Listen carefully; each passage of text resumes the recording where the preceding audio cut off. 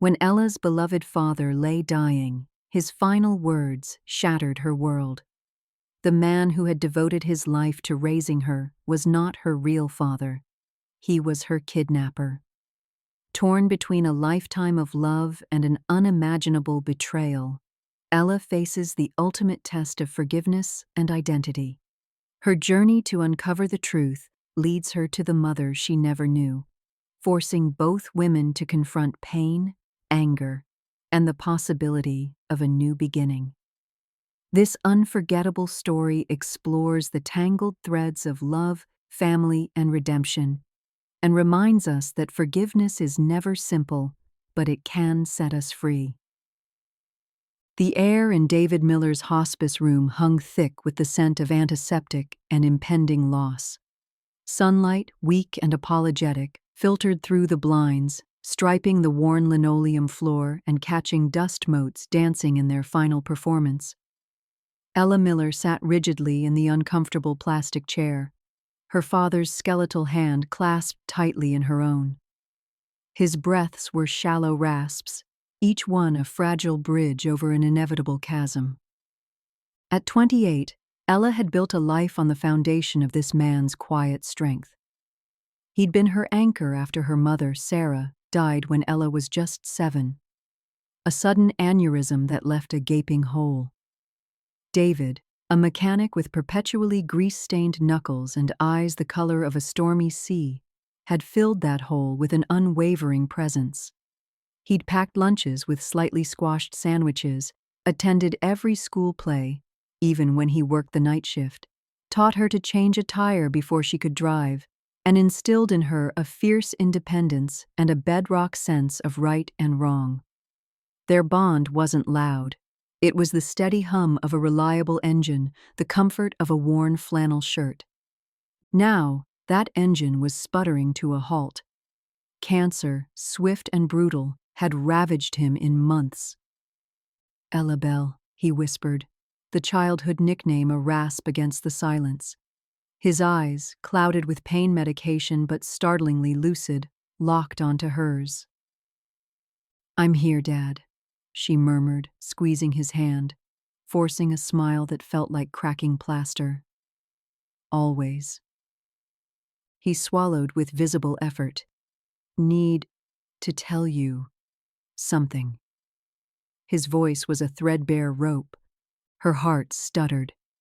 They'd said their goodbyes, reminisced, expressed their love.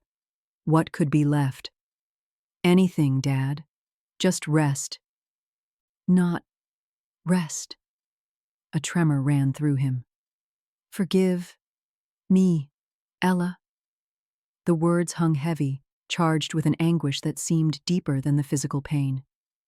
"Forgive you?" Ella blinked, confusion warring with the dread coiling in her stomach. "Dad, for what? You've been everything." Her voice cracked. "There's nothing to forgive." He shook his head weakly, a tear tracing a path through the stubble on his cheek. "You don't know." Each word was an agony. "Can't say why. Too much. Too late." His gaze pleaded, desperate and terrified. "Just forgive me, please." Ella felt the world tilt.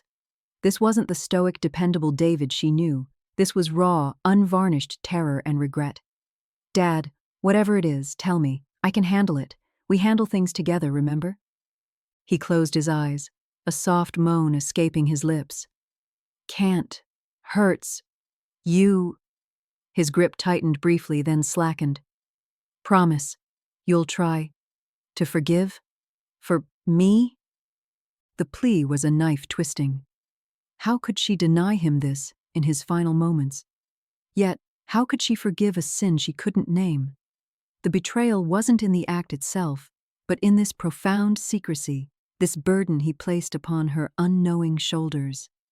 I promise I'll try, Dad," she choked out, tears blurring her vision. "I promise." A semblance of peace, fragile as a soap bubble, settled over his ravaged features. He squeezed her hand one last time, a ghost of his old strength. My good girl. Love you. Always. His breath hitched, then smoothed into a terrifyingly shallow rhythm. He drifted into unconsciousness, leaving Ella adrift in a sea of bewildered grief and unanswered questions. He slipped away peacefully hours later, never regaining consciousness, taking his secret with him. The why echoed in the hollow space he left behind, a haunting counterpoint to the profound love she still felt. The days that followed were a numb blur of funeral arrangements, casseroles from well-meaning neighbors, and the oppressive silence of the small house she'd grown up in. David's lawyer, Mr. Henderson, a man whose suit seemed permanently dusty like old law books, called her in a week after the service. "Ella, I'm so sorry for your loss," he began, his voice gravelly. "David was a good man. He left very specific instructions. There's a safety deposit box at First National. Key and a letter for you. Asked me to give it to you personally after. Ella's fingers tightened around her phone. The why pulsed in her mind. A safety deposit box? Did he say what's in it? Just that it was for you, and the letter said it would explain things. Mr. Henderson sounded hesitant, almost wary. He set it up years ago, paid the fees decades in advance, said it was important. A cold dread, different from grief, seeped into Ella's bones. Explain things? Things needing forgiveness? She arranged to meet him at the bank the next day. The bank vault was unnervingly silent and cold. The safety deposit box, number 217, looked unremarkable. A long, narrow rectangle of brushed steel. Mr. Henderson inserted his key. Ella inserted hers. David had left with the lawyer. The lock clicked with unnerving finality. He slid the box out, placed it on the table in the small private room, and excused himself with a respectful nod. "Take your time, Ella." Alone, Ella stared at the box. Her hands trembled as she lifted the lid. Inside lay only 2 items.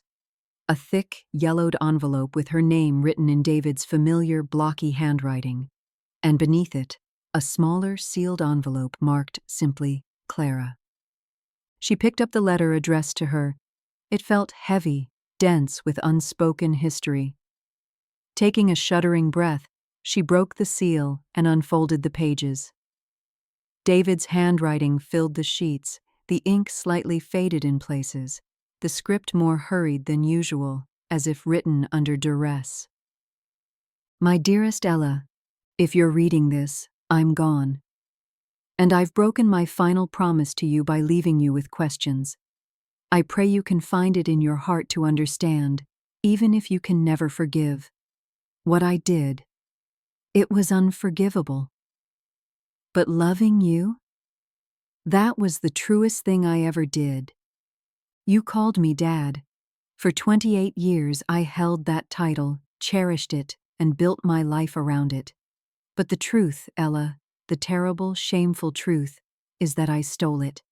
I wasn't your father, not by blood." The words slammed into her. She gasped, the air leaving her lungs as if punched. "Stole it? Not my father." The room seemed to spin. She gripped the edge of the table, knuckles white, forcing herself to read on. "Your mother wasn't Sarah. Sarah was my wife, my love. But she couldn't have children. We longed for a family, Ella. We tried everything. The disappointment. It ate at her, at us. Then one day I saw her. Her name was Clara. Clara Evans. She was young, maybe 20, beautiful but with eyes full of a fear I didn't understand then. She was struggling. She had a little girl. You. Just a baby, barely 2 years old. You were sitting on the floor of that dingy laundromat, playing with a broken toy car, while Clara argued desperately with a man. He was angry, threatening. I heard snippets. Custody, court, you'll never see her again. Clara looked broken, terrified. The man, your biological father, Mark, stormed out. Clara sank to the floor, sobbing, holding you. You patted her face, confused. Something in me snapped. Sarah's longing, Clara's despair, the sight of you. It all twisted together in a terrible, selfish impulse. I didn't plan it. Not really. But I saw my chance a few days later. Clara was distracted, exhausted, at a busy park. You wandered a little too far towards the duck pond. I just picked you up. You didn't cry. You looked at me with those big, trusting eyes, and I told you we were going to see Mommy. I walked away. I stole you, Ella. I kidnapped you from your real mother. Ella dropped the letter, retching, but nothing came up. Her stomach churned violently. The man who taught her integrity, who punished her for lying about a broken vase, who embodied quiet decency, was a kidnapper? The room contracted. Her childhood memories, the comforting smell of his workshop, his strong hands lifting her onto his shoulders, his quiet pride at her graduations, suddenly felt tainted, monstrous. Betrayal, cold and absolute, washed over her. Trembling uncontrollably, she forced herself to pick up the pages. I told Sarah I'd found you abandoned. She was overjoyed, desperate to believe. We moved states within the week, changed your name, made a new life. I buried the truth so deep I almost convinced myself. Almost. But the guilt. Ella. It was a cancer long before the real one took hold. Every time you called me Daddy, it was a knife. Every birthday, a reminder of what I'd stolen from Clara. I followed the news, covertly, for years. The custody case was drowned by stories of your disappearance. Mark accused Clara of neglect, abandonment. He painted her as unstable. The stress. They said she had a breakdown. Lost her voice completely for months. Hysterical aphonia, they called it. Couldn't speak in court. They deemed her unfit. Mark wanted full custody when you were found. But he never got you. Because I had you. He searched, of course. There were articles, missing persons reports. But we were ghosts. By the time Clara recovered her voice, years later, the trail was cold. Her life was shattered. I stole your mother's life, Ella. I stole your name, your history. I stole Clara's child and her future. I built our life on a foundation of lies and her unimaginable suffering. Sarah never knew. I couldn't bear to break her heart, too. She loved you fiercely, Ella, as her own. She died believing you were a miracle we'd found. That guilt, at least, I spared her. Why tell you now? Why burden you? Because you deserve the truth. Because Clara deserves to know what happened to her daughter, even if it brings her more pain. Because the weight of this secret is crushing me, and I can't take it to my grave without begging your forgiveness, however undeserved it is. The other envelope is for Clara Evans. Her last known address is inside. It's probably outdated, but it's a start. I've written to her too. A confession, an apology that means nothing, and the truth about you. Where you are, who you became. I've told her you know nothing of this, that the blame is solely mine. I beg her not to hate you. I don't ask you to love me still. I don't ask you to understand. I only ask that you try to find Clara. Give her this letter. Let her see the incredible woman you grew into. Maybe it can bring her some sliver of peace after all these years of hell. And Ella, please try to forgive me. Not for my sake, but for yours. Hatred is a poison. Don't let my sin ruin the beautiful life you've built. You are strong, kind, resilient. That is yours, not mine.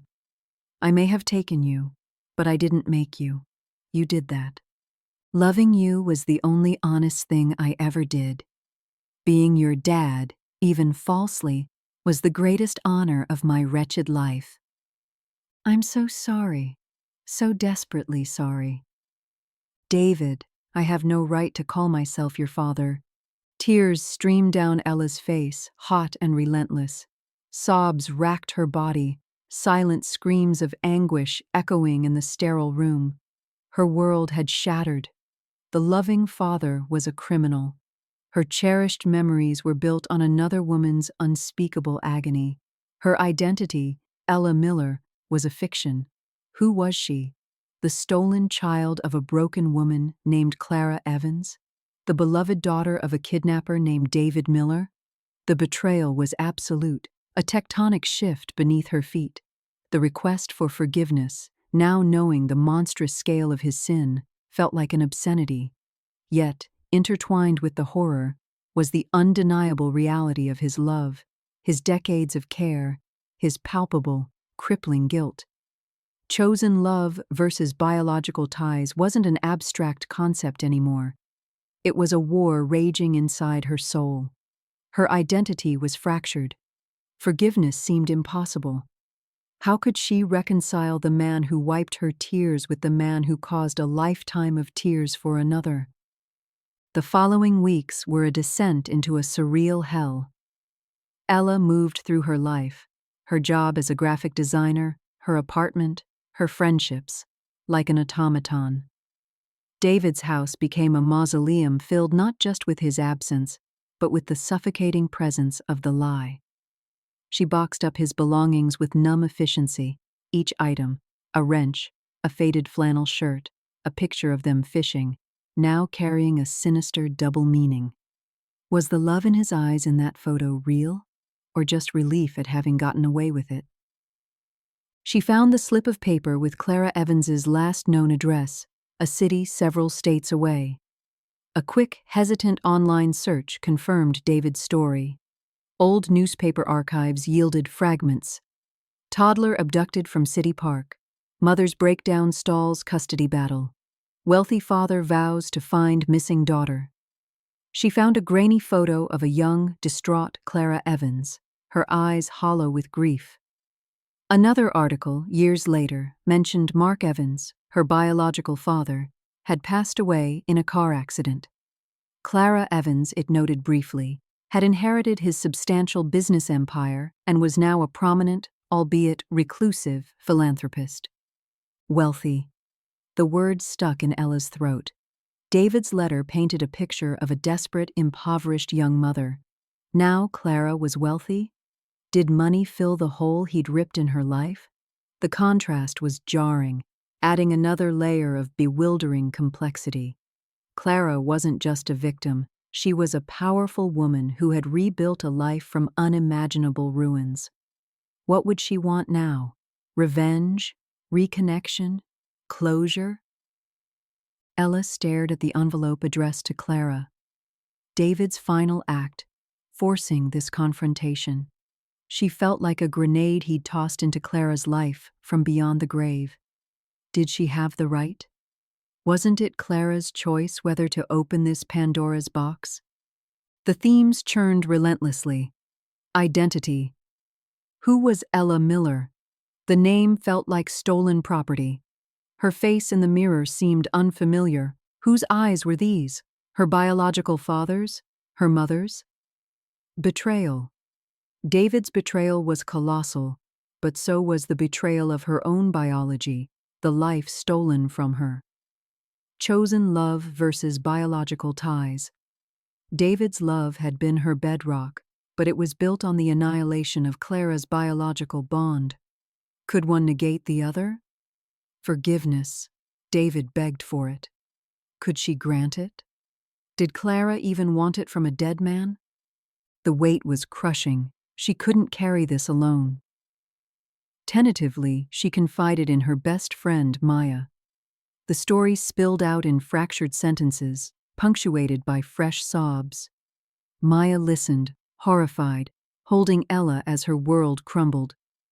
"Oh, Ella, my God, that's monstrous. But he did raise you. He loved you. That's real, isn't it? Even if everything else was a lie?" "Does that make it okay?" Ella Susurro, raw. "Does love excuse kidnapping a child? Destroying a mother?" No, Maya said firmly. Nothing excuses that. But the man you knew, the man who was your dad for all those years, that man also existed. It's not either or, Ella. It's both. It's awful, and it's loving, and it's completely, utterly messed up.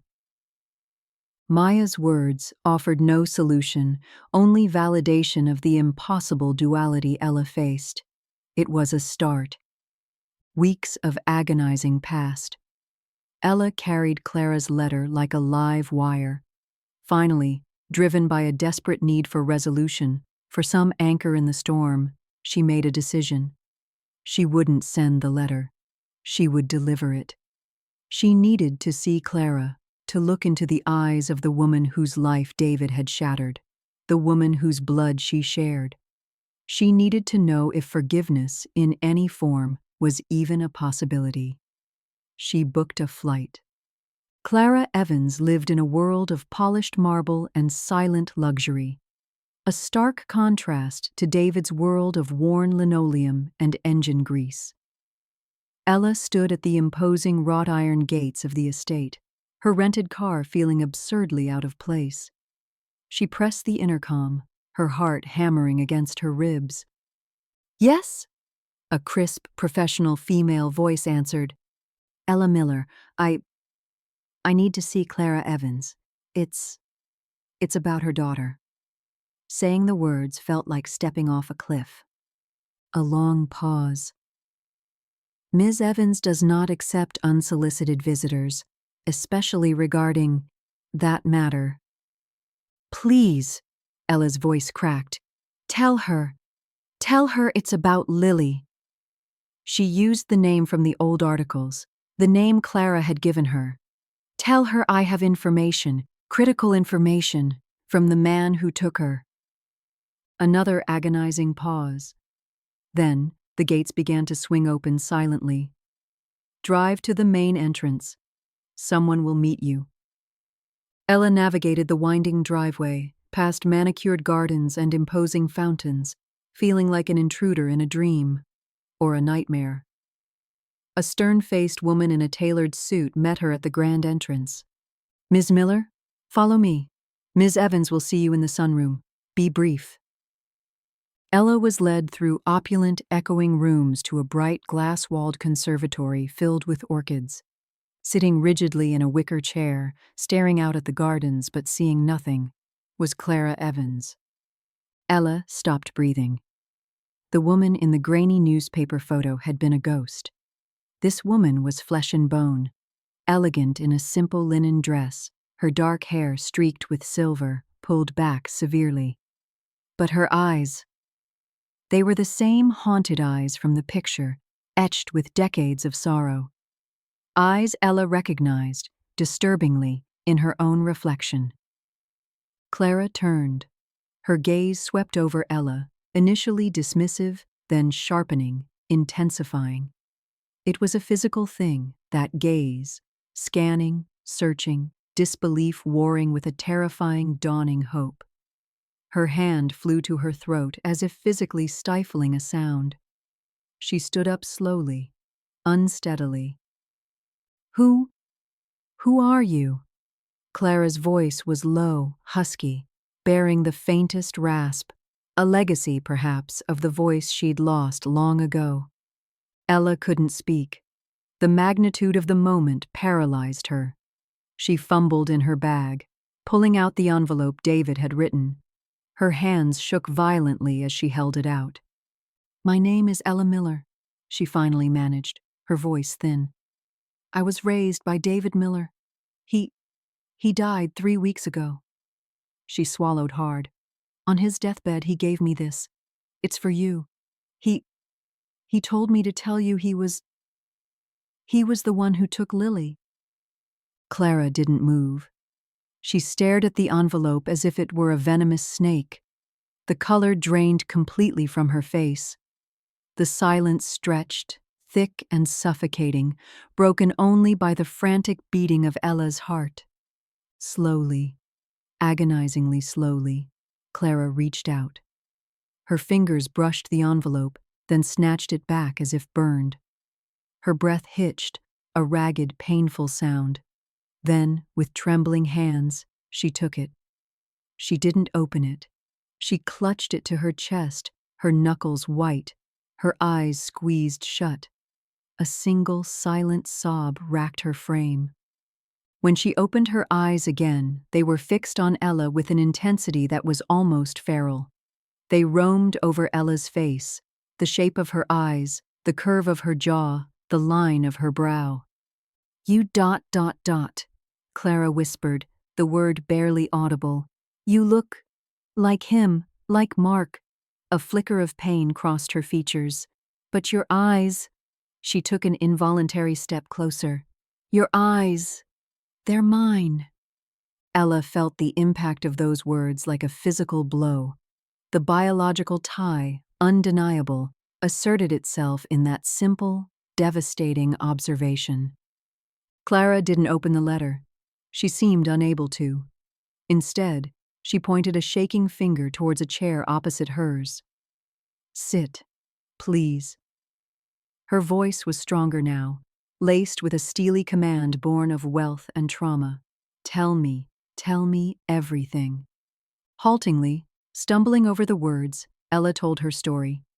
David's deathbed plea, the safety deposit box, his confession letter, his description of the laundromat, the park, his twisted reasoning born of his and Sarah's desperation. She recounted his version of the custody battle, Clara's breakdown, the loss of her voice. She spoke of her own life, the childhood with David and Sarah, the love she'd been given, the profound shock and betrayal she felt now. She didn't defend him. She simply laid out the facts as David had confessed them, her voice thick with her own pain and confusion. Clara listened, motionless, her face a mask of stone. Only her eyes betrayed the hurricane within, flickers of rage, bottomless grief, and a terrifying, hungry curiosity as she absorbed details about the daughter she'd lost. When Ella mentioned Sarah, Clara's mask cracked. A bitter, humorless sound escaped her lips. "Sarah?" She spat the name. His wife. Did she enjoy playing mother to my stolen child? The venom was shocking. "She never knew," Ella said quickly, firmly. "David swore that. He said she believed I was abandoned. She loved me, as her own. She died when I was 7. Clara absorbed this, her expression unreadable. The rage seemed to bank slightly, replaced by a profound weariness. "Ignorant bliss," she murmured, almost to herself. Then her gaze snapped back to Ella. "And him? David? He raised you, loved you." The questions were accusations. Ella met her gaze, forcing herself not to look away. "Yes, he did. He was my dad. In every way that mattered to me until 3 weeks ago." Admitting it felt like a betrayal of Clara, but denying David's love felt like a betrayal of her own lived reality. The impossible conflict was laid bare. Clara flinched as if struck. She looked down at the unopened letter in her lap, her fingers tracing David's name. "He asks for forgiveness?" Her voice was dangerously quiet. "In his letter to me," Ella confirmed. "I don't know what he wrote to you." A long, heavy silence fell. Clara stared out at the gardens again, but her eyes were seeing a different scene. A park 26 years ago, a moment of distraction, a lifetime of loss. When she spoke again, her voice was raw. After you were taken," she began. The words dragged from some deep, wounded place.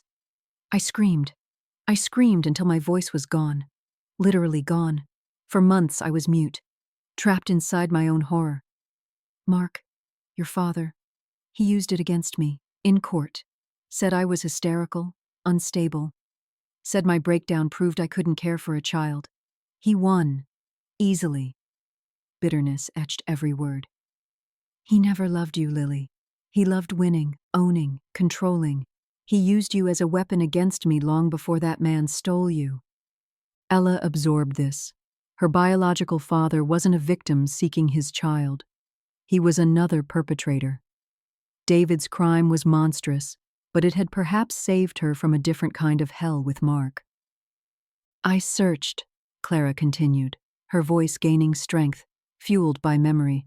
When my voice came back, I searched endlessly.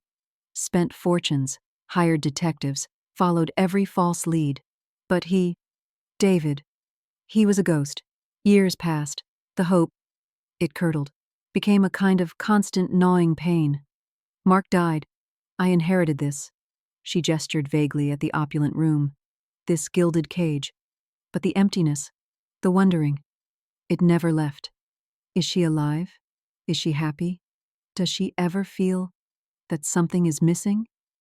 Her eyes locked onto Ella's. Did you ever feel it? Ella thought back.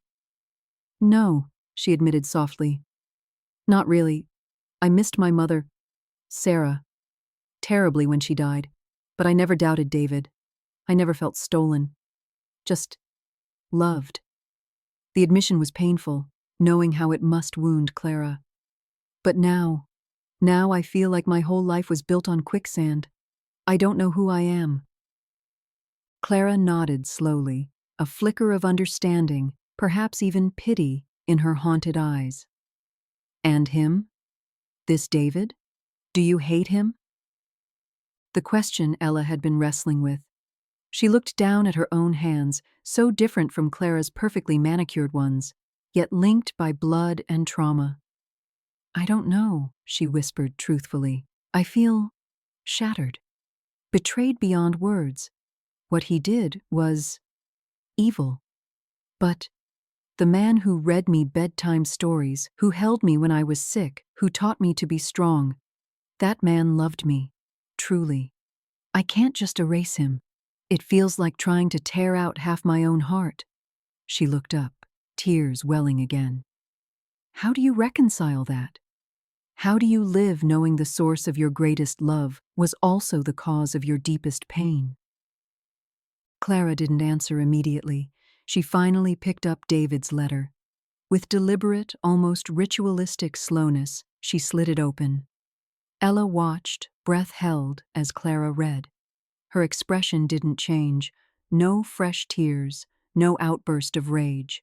Her face remained impassive, but her knuckles were bone white on the pages. Minutes ticked by. She finished, refolded the letter carefully, and placed it back on the table. He begs, she stated flatly. Begs for my forgiveness, admits everything, calls himself a monster, says loving you was his only redemption, says you knew nothing. She looked at Ella, her gaze piercing. He asks me to tell you he loved you, to the very end. Ella waited, her heart pounding. What now? Condemnation? Accusation?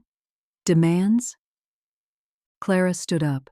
She walked to the window, her back to Ella, silhouetted against the bright garden. Her shoulders slumped, the elegant posture finally showing the weight of decades.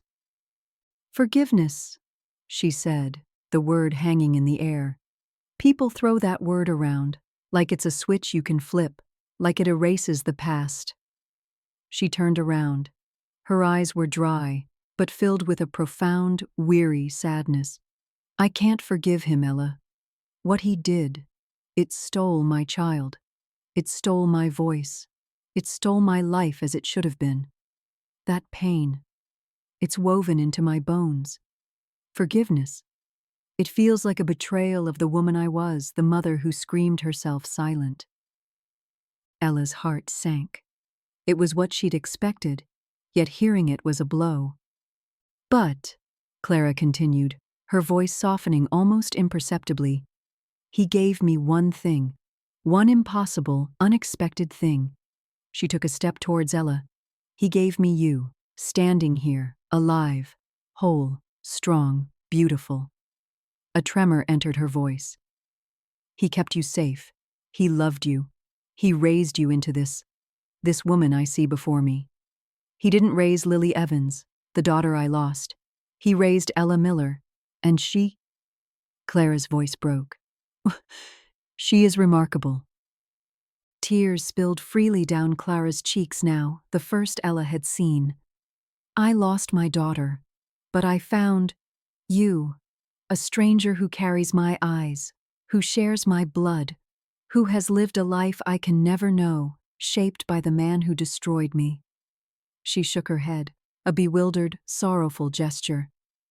It's not forgiveness, Ella. It's complexity. It's an impossible knot. Hatred for him feels inadequate. It doesn't touch the reality of you being here. Clara closed the distance between them. She didn't touch Ella, but her gaze held her with an intensity that was almost physical. I don't know what this is. I don't know what we are to each other. Mother and daughter? How can we be? That bond was severed before it could truly form. Strangers linked by a terrible crime? That feels too cold. She took a deep, shuddering breath. But I see you. I see my eyes in your face. I see a strength I recognize. And I see the echo of the child I loved with every fiber of my being. A tentative, almost shy hope flickered in her eyes, fragile as a newborn bird. Maybe we can start from here, not from what was lost, but from what is found. Two women bound by an impossible history. Can we try to know each other? Just as we are? Now. Ella stood frozen, Clara's words washing over her. It wasn't forgiveness. It wasn't absolution for David. It wasn't the fairy tale reunion of mother and daughter. It was raw, honest, and painfully real. An acknowledgement of the irreparable damage and the unexpected, bewildering gift that had emerged from the ashes. David's last wish echoed, "Try to forgive me, not for my sake, but for yours. Hatred is a poison." He had also wished for Clara to know the truth and to see Ella. He had wished for Ella to have her truth. In his own flawed, disastrous way, he had set this painful, necessary meeting in motion. His last wish was the truth, in all its devastating complexity. Looking at Clara, seeing the tears, the hope battling the deep-seated pain, Ella understood. Forgiveness for David wasn't a destination she had to reach today, or maybe ever. It was a process, a weight she could choose to set down piece by piece, or not in her own time. The immediate choice was about Clara, about this fragile connection offered across a chasm of stolen years. Could she accept this woman? Not as a replacement mother, but as, what? A relative? A connection to her stolen past? A person who shared an unimaginable link to her existence? The biological tie was undeniable. Looking into Clara's eyes was like looking into a mirror reflecting a different life. But the chosen love, the bond with David, that was also undeniable. It was the foundation of who she was. This wasn't about choosing one over the other. It was about learning to hold both truths, the monstrous theft and the profound, genuine love, in the same heart. It was about acknowledging that her identity, Ella, was a tapestry woven from both stolen and chosen threads, creating a unique, resilient whole. I don't know what we are either," Ella said, her voice thick with emotion. "But I know I see you. I see the pain he caused. And—" she hesitated, then took a small step forward. "I see me in your eyes." She offered a tentative, trembling smile. Maybe we can just start with coffee or tea, without the weight of the past crushing us for 1 hour?" Relief, profound and luminous, washed over Clara's face, momentarily erasing decades of sorrow. Tears flowed freely now, but they were different tears. Tears of release. Of a long-closed door creaking open, just a crack. "Yes," Clara whispered, her voice catching. "Yes, tea. Just tea." She gestured towards the elegant service on a nearby table, her hand still trembling. Let me, let me pour. As Clara fumbled slightly with the delicate china, a small, almost imperceptible gesture of nervousness, Ella felt a strange sense of calm settle over the chaos inside her. The path ahead was uncharted, fraught with emotional landmines and difficult conversations. There would be anger, grief, confusion, moments where the betrayal would feel overwhelming. Forgiving David might remain an elusive, distant shore. But in this moment, looking at the biological mother she never knew, accepting the impossible complexity of their connection, Ella understood the core of David's last wish. The truth wasn't just about the crime. It was about the love, his flawed, criminal, yet undeniable love for her, and the potential for a different kind of connection born from its devastating consequences. It was about releasing the poison of pure hatred and embracing the messy, painful, beautiful complexity of being human. It was about understanding that family, identity, and forgiveness are rarely simple, but they are the threads that weave the story of who we are. She took the cup Clara offered, their fingers brushing briefly. It wasn't a mother's touch to a daughter. Not yet, maybe not ever, but it was a touch, a connection. A beginning forged not from a stolen past, but from the raw, honest truth of the present. David Miller wasn't her father by blood, but his last wish, the agonizing, necessary truth, had finally set them both free to find a new way forward. The story wasn't about him anymore, it was about them, and that, perhaps, was the most powerful lesson of all.